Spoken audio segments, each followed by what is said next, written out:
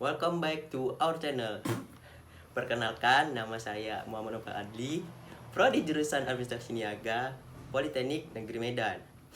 Nah, di sini saya akan bercerita tentang pertama itu adalah apa itu PR, yang kedua sejarah singkat PR di dunia dan di Indonesia, yang ketiga adalah perbedaan PR, advertising, marketing, and sales, dan keempat adalah peran dan fungsi PR. Yang kelima, apa yang harus kita miliki untuk menjadi seorang PR minimal untuk diri kita sendiri. Nah, kita lanjut dengan pembahasan yang pertama. PR atau Public Relation adalah sebagai komponen utama dalam perusahaan untuk meningkatkan citra perusahaan dan melalui media-media yang disediakan dengan membangun opini yang baik dari khalayak ramai atau khalayak publik internal ataupun eksternal. Nah, yang kedua adalah sejarah singkat PR di dunia. Pertama adalah PR adalah sejarah teknik untuk melihat atau mengikat dengan adanya aktivitas-aktivitas yang dilakukan oleh pelopor Levy and Better yang berhasil menanggulangi kelumpuhan industri batubara di Amerika Serikat pada tahun 1906.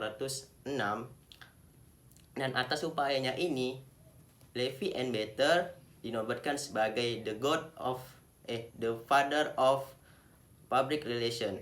Nah, sejarah singkat PR di Indonesia. Pada tahun 1950, pertama kalinya berdiri Humas di Perminyakan di Indonesia atau Pertamina. Dan pada tahun 1954 secara resmi Humas diberdirikan pada kepolisian, dan pada tahun 1970 dilanjutkan dengan berbagai humas yang berdiri pada instansi-instansi pemerintah ataupun swasta.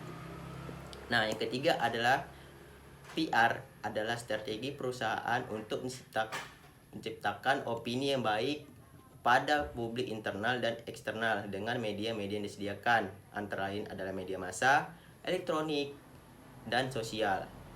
Nah, yang kedua adalah advertising, adalah langkah-langkah pemasaran yang efektif untuk menginformasikan kepada publik dengan informasi atau bahasa yang persuasif atau mengajak. Nah, sales adalah individu-individu yang memiliki atau komponen pemasaran kepada orang-orang yang berpotensi untuk membeli produk atau jasa yang diperjualbelikannya. Nah, marketing adalah bagian dari pemasaran yang bertujuan memperkenalkan perusahaan atau produk yang diperjualbelikan melalui media massa, elektronik, dan media sosial.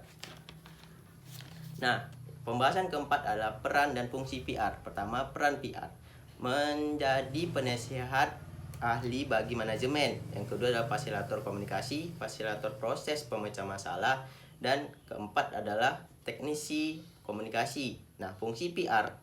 Fungsi PR adalah menunjang aktivitas manajemen dan dalam mencapai tujuan yang bersama. Nah, yang kedua adalah menciptakan hubungan yang harmonis antara organisasi dengan publiknya yang merupakan khalayak sasaran. Yang ketiga adalah menginvestigasikan sesuatu yang berkaitan dengan persepsi, informasi terhadap organisasi yang diwakilinya atau sebaliknya. Yang keempat adalah melayani keinginan publik dengan memberikan sumbang saran kepada pimpinan manajemen demi tercapainya tujuan.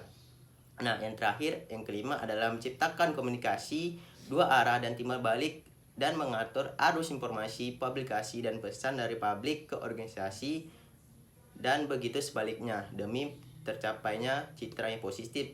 Nah, yang terakhir pembahasan kelima adalah yang harus saya miliki untuk menjadi PR minimal untuk diri saya sendiri. Yang pertama itu adalah percaya diri. Kenapa? Karena kunci dari segala kegiatan untuk berjalan baik adalah percaya diri. Nah, yang kedua adalah mampu berkomunikasi verbal dan nonverbal. Kenapa? Karena menjadi PR di perusahaan atau untuk diri kita sendiri adalah komunikasi adalah hal yang penting untuk bersosialisasi dengan baik. Dan karena itu kita membutuhkan komunikasi verbal dan nonverbal. Nah, Sekian dari video yang saya sampaikan. Terima kasih. Have a nice day. Selamat beraktivitas.